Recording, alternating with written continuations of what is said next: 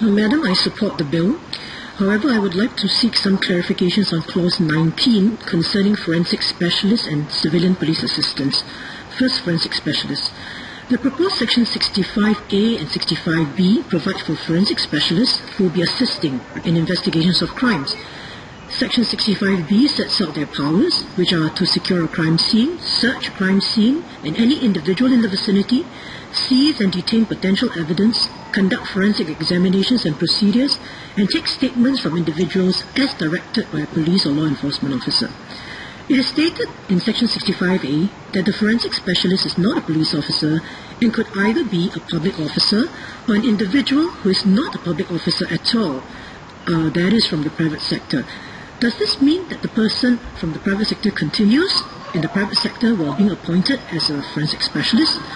And is this due to a lack of expertise in the public sector in certain areas or simply due to insufficient manpower?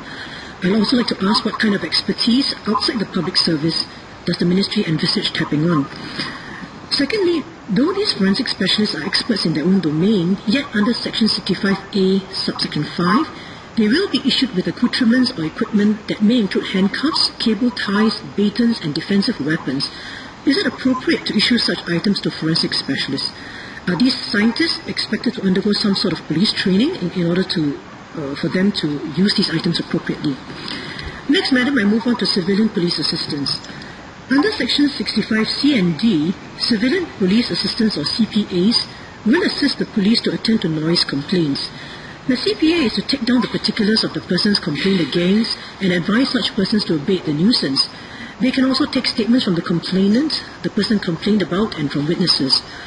I would like to ask whether the CPAs will all be paid positions or would volunteers also be roped in? And what will be the criteria for the recruitment of CPAs in terms of educational level? For example, will there be a minimum age to ensure that a certain degree of maturity is there to deal with the public? Again, as with forensic specialists, the issue of having CPAs being given police accoutrements and equipment is provided for under Section 65C, subsection 5. This time, only batons are specifically mentioned. What sort of training will CPAs undergo to ensure that they do not misuse their powers and weapons?